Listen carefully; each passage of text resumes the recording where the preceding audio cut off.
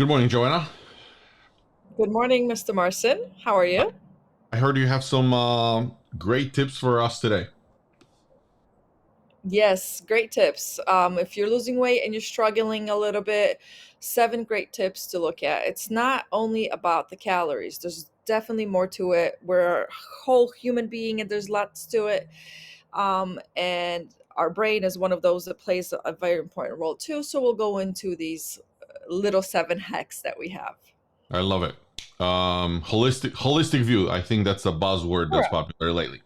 Yeah. All right. You know what? Let's go right into it. All right. So the first one is stabilizing sugar. I mean, we talk about this Mm, over and over, you guys. It's very hard to lose any weight if your sugar is not stabilized.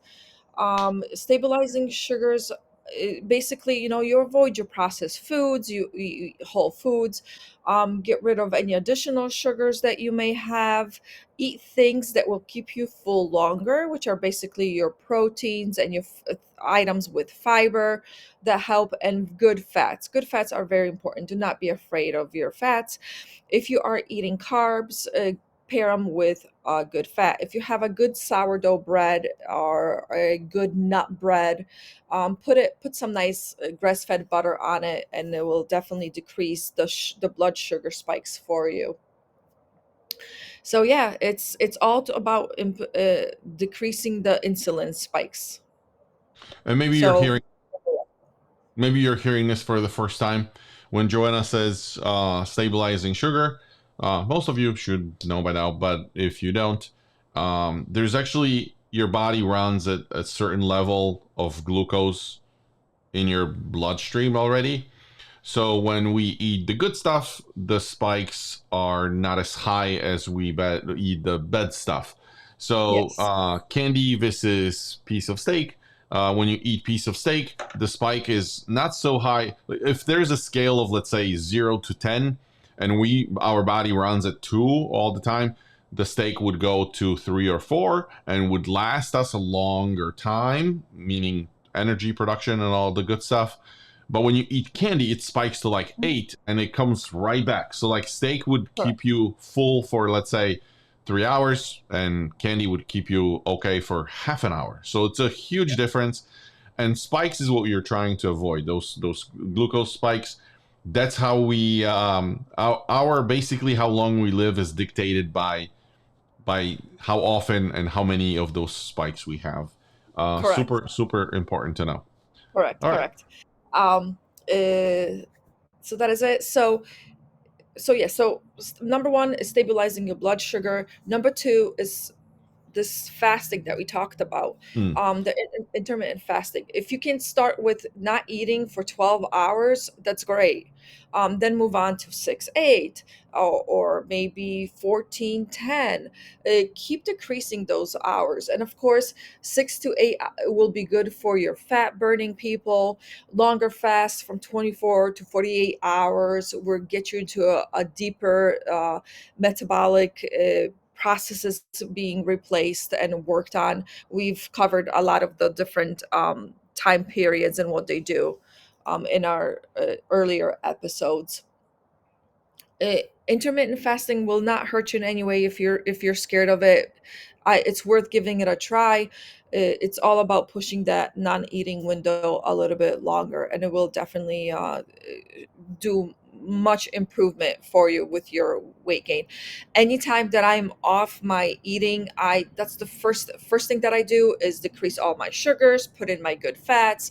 Next thing that I do, I look at my hours of eating, and I start compressing, expanding the non-eating windows more and more, and that's how I get back into track more easily. Yeah. So that's And number two. And again, if you're hearing this for the first time, the fasting we always talk about 12 hours. So the rule is science, actually not a rule, we didn't make it up, but you have to not eat for 12 hours. Very often that happens like in the regular world. That's not what we hear. We hear that we should be, breakfast is the most essential thing, and then eat your 4 meals, 5 meals, or whatever. Like unless you're trying to build your muscle, um, then you don't have to worry about it at all. If you're losing weight, this is where we are. is we have to know that it's 12 hours at least. Joanna mentioned 14 hours not eating, 16 hours not eating, 24 hours not eating. If you follow any celebrities, I was watching actually one of the comedians on a podcast yesterday. He said he just finished his 41-day fast. Let Wow. it sink. Yeah. Let it sink in for a little bit. 41-day fast, water only, no supplements. He was just doing the essentials. We did an episode on minerals, right? Electrolytes. Yep. Yep. Electrolytes at one point. So that he basically said, obviously under supervision of a doctor, he would go in every week and check, make sure everything is okay. But 41 days, water only, electrolytes on top of it mixed in with his water. And he said he wasn't even doing like electrolytes the way we talk about it, not as heavily. He said he would just add salt primarily, because all the good salts, like the Celtic and the Baja salt, but no other sort of fancy electrolytes or whatever. So you guys can see. And we always say, back in the day, cavemen used to run around, and sometimes he would catch food, sometimes he would not. We're totally equipped for it. It's totally okay. The hunger that you're feeling is just hormones. It's okay. They usually last for 2 hours. You're hungry. That's really the game. That's the challenge. If you can learn how to be okay for like hour and a half, 2 hours, which most of us struggles with, including us, that's really the game. If you can stretch those things, those hours, or overcome that sensation of feeling hungry twice a day, because usually it happens twice a day, then you're fine. Then you can do 24, 72, whatever, up to, like I said, 41 days. I think the not recommended prolonged fast is like 50 plus days. So I think for most of us, it's safe to say there's nothing to worry about if we're doing extended fasting. Yeah. So, and then tip number three is build muscle. You basically want to build muscle because muscle eats more fat because it needs more energy. So it's very crucial for my menopause ladies. This is even more crucial for us to build this muscle, not only to lose the weight, but also to regain the muscle loss that we experience during menopause. Very important. So with eating protein and building muscle, you actually will be burning fat that you have stored.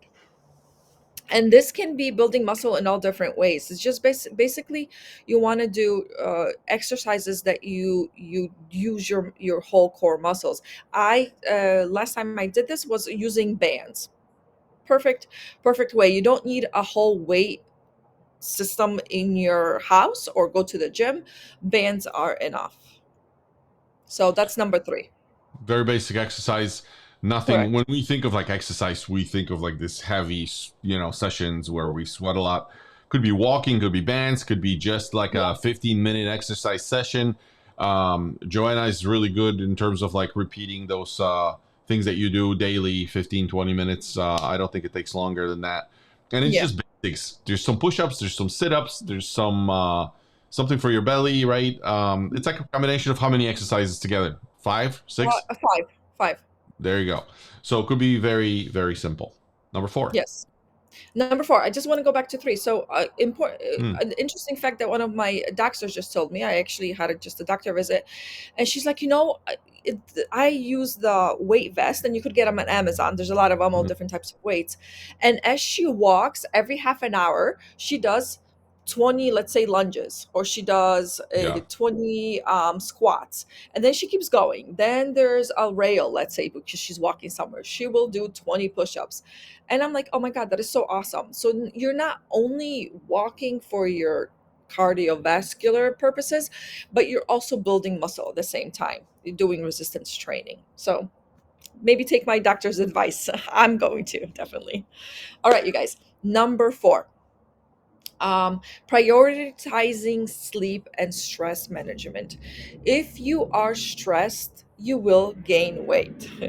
If you don't sleep enough, you will gain weight. Why? This wonderful hormone called cortisol. It is responsible for keeping you at like a non-relaxed state, which then keeps all the energy, doesn't want to burn anything just in case something happens, and you will not be losing weight. Very important to get your 7 to 8 hours of sleep, prioritize your sleep. Also, find ways to de-stress. Everybody uses different methods. I love to walk, I love to meditate. Once in a while I love to go get a body massage. These little moments just for me help me decrease my stress levels. And for you ladies, going through premenopause or menopause, we are losing some of the hormones that help us relax, which then brings up this anxiety. And this is how you need to implement some things in your life, or you should at least try to implement some things in your life to help you decrease this so you can lose the weight that you just gained. All right, Do I say anything here? up to you. Do you want to add anything? I think I want to say this. When we say, you said cortisol, and a lot of times when we're like, oh, we're elevating cortisol, what do we do? Like, how high does it get? And it's this, it's actually counterintuitive. So like when we say your cortisol is increased, it's not this stress when like we think of like a stressful situation. It's more of a chronic stress, right? So Correct, it's like correct. just enough stress to like you're kind of you're kind of stressed without sometimes even knowing. Hmm. It's enough that it's like present in your body. And what cortisol is responsible for is regulating something called sympathetic or parasympathetic system in your body. And it's also opposite of how we think of them. We think of them sympathetic. We would think it's like something that takes care of our body, but it's actually the other way around. So the sympathetic is actually the one that gets activated with cortisol, which, like Joanna said, causes Yeah. you not to lose weight, right? And the parasympathetic is the one when you get to Mhm. relax and cortisol goes down, and it's like, and having less cortisol, being less stressed is important. And I understand we live in times when everybody's stressed. There's always something going on with kids, with job, with things, with Yeah. family, with whatever. I get it, but the thing is, if you're intentional about it, I guess that's what Joanna's trying to say. Is she's not telling you not to be stressed, but she's trying to say find ways of how you can introduce relaxation because Yeah. it's gonna help you tremendously. Especially, it doesn't have to be forever. Let's say if she said, did you say meditation? I think you said meditation, sleep, right? Mhm. Yes. But also, like, I talk about walks all the time. If you can, for the time when you're trying to lose weight, let's say you're going for 3 months, right? It's like a 90-day thing. And within that time, just try to be intentional about either you're walking or sleeping enough or doing meditation or doing anything that really relaxes you, right? Um, that will help you tremendously with that weight loss. Remember, a lot of times when we think of like, oh, we gotta eat specific way or do intermittent fasting to lose weight, a lot of us are like, oh my god, it's for the rest of my life. It is It not. stresses It's you out. Yeah. yeah, but it is, and it also stresses you out. So Yeah. it is not. It's just for the time being, right? So if we're doing something for 3 months, month, 6 months, whatever. I know nobody likes to hear 12 months, but it's like you can definitely do it. I wouldn't start with 12 months, but I will start with maybe 30 days, maybe 7 days, like a thing, and then you can get into it, get intentional about it, and it'll help you. Yes, definitely. So, number five is support your liver. Your liver does a very important part. It takes away, it detoxes basically your body. Um, if it's overloaded, it's going to slow down a little bit, which will then decrease the rate of losing weight. Some good ways to detox your liver is just giving it the right food. Um, any vegetables that's like kale, broccoli, those are all good for detoxing your liver. Lemon water, um, green tea, these are great things to detox your liver. And simply avoid toxins, such as alcohol, such as you're laughing, yeah, because yeah, any way you look at it, alcohol is a is a toxin. Yeah, uh, no, I'm laughing. I'm sorry to interrupt, but I'm laughing because it's like, stop eating shit and stop drinking for a week, and you're gonna and like, because you're talking about those like Chinese remedies, and it's like we just eat so much shit, like processed Yeah. foods, and drink so much that it's like, if you only stop that, don't worry about the tea. Just do that for 1 week or 2 weeks, or for Yeah. as long as you can go. I actually remember when I started eating healthier, and like I did lay off booze. I felt my liver. I know it's the weirdest thing you can say, but I actually felt it for I think it was like a 2 3 day thing, when I felt like a little pain. I actually thought something was wrong with me, but it's just like this process takes some Yeah. clearing up, and like for your organ to actually kick in. It's like it's a change that I don't know. That's what I went through. That was my experience. Maybe that's something you have to worry about, but it's something that's important. It Yeah. you know Definitely. it's toxins in processed food, alcohol, and whatever. Again, I'm not. You do what you want to do with your life. I'm just saying, like, if you want to do it, because a lot of times what we're gonna do is like eat a lot of processed food, like bad stuff, and then drink, and then think that we're gonna have one green tea and it'll just bring us back into, like, it's just into this 100% state of, like, being fully healthy. Like, just be Yeah. realistic, please. Yeah. Yeah. So you want to basically stop the things that are uh, giving doing more harm to your liver, give it a break, and in the meantime, increase the better food and whatever you can to help it clean out. More water, sweating is really good. So like we talked about, build your muscle, sweat. That's good, and just movement overall. All right. So number 6, optimize your gut health. Mhm. Um, I think at this point we all have heard stories and studies all over the place how your gut controls your mood, controls your weight loss, controls basically everything in your body. It's all the microbiomes that we have in there that are play a very important role, and you want to support that. The best way to support that is by eating fermented foods like we talked about, which is like sauerkraut, kimchi. um, just kind of remember that health gut equals a better metabolism. So the better your gut is, the better you will feel and help you move on with your losing weight. Anything you want to add to that, Martin? So much I wanted to add, but I will just say this: health gut is better in everything.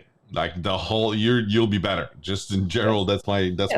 that's my lately we've been hearing about microbiome and how important gut health is, and it's super super important. The digestion, the little guys that live in your belly, you got to take care of them. And for those of you guys that did an extended, like a 3 day fast, you already know. And for those that didn't, if you hit that spot 36 hours, I promise you, I had a period. I remember when nothing. It's actually happens every single time when I'm really bad to like to an extreme, where you actually nothing. I don't know if you guys have ever been there, but like nothing. You have no cravings. Nothing. There's no craving for a specific type of food. So it's not like you're craving sweets or hot food or Indian Yeah. food or Polish food. You just eat to eat, right? Like nothing tastes well. Like I feel no pleasure in digesting food, right? I remember when I crossed like 300, um my cravings just went away. Like when I thought about food, it was actually kind of like, I don't know, I bad associations, let's just say that. And after doing my first 3 day fast, oh my god, the food just started tasting normal, and I started taking pleasure out of eating again.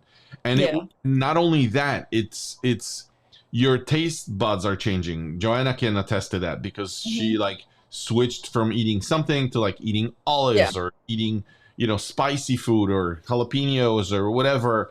Like it totally changes. The everything becomes more flavorful because your gut is tied to your to your taste buds, which are then linked to your brain, and it's like Yeah. it's a whole like totally different experience, right? Yeah. So God is just, I can't stress it enough. Like whenever, and you say that whenever you go on a 24 or 36 or 36 48, hours. Yeah. you're like, full of energy, you feel good, the bloating goes away. Like Yep. if you just don't eat for 3 days, the amount of bloating and water that goes out of your body makes you feel skinnier, right? Without Yes. losing true weight. Like it's just Mhm. a what they call water weight. Yeah. But it's even worth just to see that. Yeah. Yeah. Definitely. So the last one is basically you. It's your body. You got to customize everything. So looking at all the other ones before that, it's got to fit to your lifestyle because it's a lifestyle change. So it's not a one size fit all type of a thing. What works for me does not work for Marcin. What works for Marcin doesn't work for me. So you definitely want to fit it into your own personal kind of experience. And that is only done by trying and failing, and then trying again and then failing again. So you can customize your own exercise, your own foods that you eat to support your healthy everything, and just watch yourself, watch your energy, listen to your body, and you will be fine. So remember, Hold on. is So what was number seven? number seven is just customizing this whole process to Oh, fit your gotcha. I gotcha. body because we're all different, right? Okay. So number So one. so number one was stabilizing your blood sugar and introducing more healthy fats. Okay. Number two, fasting. Look at your fasting windows, play with those. Number three, build muscle. Start exercising, build some muscle. Number four, prioritize sleep and stress management. Number four, supporting liver detox. So stop putting the bad stuff in there and it'll clean up by itself. Even if you don't do anything to detox it, stop putting in bad. And six is optimize your gut by eating those healthier things and not eating the bad things. And number seven is just personalize this whole process to fit you. That's it. Can I say one thing? Yeah. You said lifestyle change. I, I hate that term. This is where Joanna and I differ. Well, not differ, but I always, whenever I heard that advice, I would, um, it would be very demotivating for me, because Mhm. I thought like I need to like change and it's forever. Like, and if I can't eat ice cream forever, it's not a good news for me. Like, it's not. I have to have hope. So the thing is, what we're really kind of preaching and showing is like there's a period in your life, whether it's a month, 3 months, 6 months, 12 months, where you got to push hard. It's gonna suck. That's it. That's my advice. So it's gonna suck to lose it. Then you lose it, and then you will reintroduce stuff. You're not gonna not touch donuts or ice cream ever again, right? Or your cheesecake. I think we have one in the fridge right now. Yes, we But do. but but it's not something that you have to worry about. Like, oh my god, it's just how my brain takes it. Like lifestyle adjustment. Like for the rest of my life. Like no health. No, I'm almost swear. But it's like I can like I have to know that when I get to a certain weight, and for some of us, depending on how far you are from your goal, if Mhm. you want to lose 10 pounds, like just squeeze out the 10 pounds. If you want to Yeah. lose 20 pounds, maybe do 10, do like a quick break, like a day or two, and then tackle the next Yeah. 10, right? If you're losing 40, like do one maybe a week break between do the 10, take like a day off or two, do another Yeah. 10, take a week off, do 10, then take a short break, and then again. So and then you can decide. And if you want to still shovel that stuff in your mouth, it's up to you. Just know that you're going to have to redo the work. And if you want to maintain it, it's always easier to maintain than to actually Correct. lose it. So then you can kind of play around. But until then, like you have to realize you're going to have to go and plow through the mess, and then you can arrive at your whatever destination, or halfway to your destination, and then you can take a break. That's just one I wanted to add, because whenever I heard that, I'm like, I just can't see myself doing something for the rest of my Yeah. life, you know. Yeah. So And unless, that's of part course, of marrying you, that's the only exception in my life. I see that until the end of my life, forever. what you just explained is actually personalizing it to you to fit you. So, I agree with you. I always agree with you. That is it. Episode 34 is wrapped. This episode actually goes out. We're recording this on Sunday, but this will go out on Thursday. And we actually have, let me look at the calendar very quickly just to double check. This is going to be going out on April 3rd. And correct. that means that next week we have something exciting coming to you guys. I should be, by the time this goes out, I'm probably back from California, where I will be in San Diego for a little bit. I'm coming back, and we're doing something special with Joanna. You don't, trust me, you don't want to miss this. This is probably the first or second time I'm saying this, but something super exciting is coming. That's all I can say right now. But be on the lookout for next week. You want to definitely check out the group on April 7th, because that's where we're going to probably do first announcement and let you know what's going on. But that's it for today. Joanna, anything else from you? That is it. Can we eat the whole cheesecake now? Not at all. All right, guys. Have a great Thursday. Bye. Bye, everybody.